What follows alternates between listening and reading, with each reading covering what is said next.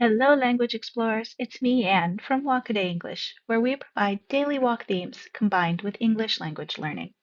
If you are new to Wade, check out our welcome video to see how it all works. Today, I'm inviting you to join me for a peaceful forest bath, an experience where we connect with nature, learn English vocabulary, and discover how to use adjectives plus infinitive expressions to talk about our feelings. This video will help you build your English skills while encouraging you to slow down, enjoy the outdoors, and reflect on your own experiences. Let's start with some words and phrases you'll hear when talking about forest bathing. First of all, forest bathing is spending quiet time in a forest to relax and enjoy nature. Here we use all five senses. We smell what's in the forest or nature space, we see it, we observe it, we hear it, sometimes we taste it, and we can feel it. A nature walk is when we are walking outside in a natural place, like a park or a forest. It could also be a beach. The canopy is the top layer of leaves or branches in a forest. It is kind of like a ceiling for the forest. Birdsong. These are the sounds or the songs made by birds. So when we say, I can hear the birds singing, we hear birdsong. Sunlight filtering. This is the sunlight that comes through the spaces between the leaves and dances on the forest floor. It's kind of the opposite of a shadow. Mossy ground. Moss is soft green plants that cover the forest floor. So they might be on rocks, on the tree barks, on the ground. Stillness. It's a quiet and calm feeling with little or no movement or noise. So if there's no wind, it is still. There is stillness. And our last word that we're going to look at for forest bathing is mindful breathing. We've seen this word before when we did our meditation walk. This is where we pay attention to our breath. We focus on the in and the out of our breath. We focus on how long or how deep that breath is. These words will help you describe your own forest bath, whether you're talking about the sounds, the sights, or the feelings you experience. Learning this vocabulary makes it easier to share your adventures and connect with others who love nature. Remember, every new word is a step closer to feeling confident in English. So take your time and enjoy the process. Now, let's talk about using some adjectives followed by infinitives to describe your forest bath. For example, difficult. Difficult to, so it's difficult to ignore the beauty of the forest. Another adjective we can use is it is easy, the opposite. It is easy to relax when you hear birdsong. Hard to. Sometimes it's hard to leave the peaceful woods. Impossible. It's impossible to feel stressed when surrounded by trees. The opposite, it is possible. It's possible to find quiet moments even in a busy park. Surprised.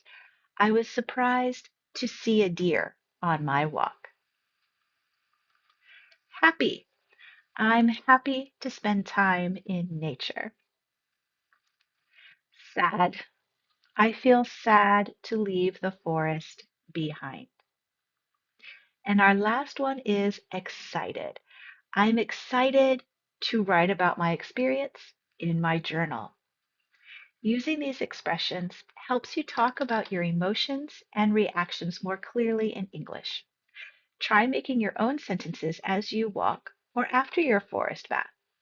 You can download today's PDF guide linked in the description. All this information and some journaling questions are there to guide you through today's walk and journal entry.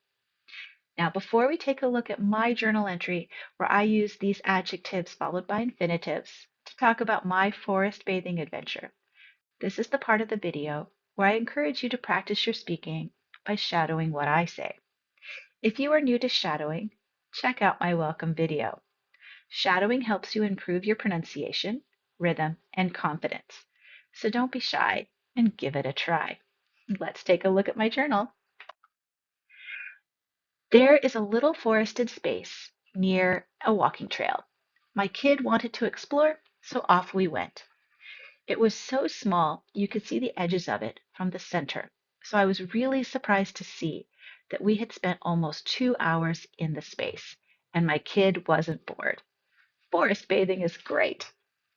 First, we heard a sound. My son thought it might have been a frog, so we followed the sound to the source. It was difficult to find the animal. It was not a frog, but a woodpecker. Then I found a butterfly. I was surprised to find butterflies, as I thought it was too early in the year for them. I tried to follow them, but they were impossible to track. They were swallowtails, a black butterfly with yellow dots.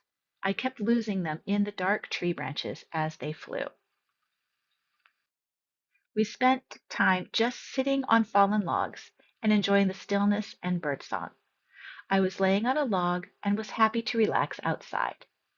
Today it was possible to see the sky from my log. This view will be very different in the summer when the canopy fills it in. I got dripped on a number of times as the wind blew and water from the upper branches fell.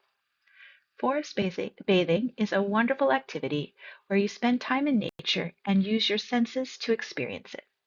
I think I could have fallen asleep on that log, but it was time to play. We rolled over a log and looked at the insects that were hiding underneath. It was kind of exciting to roll over logs and explore.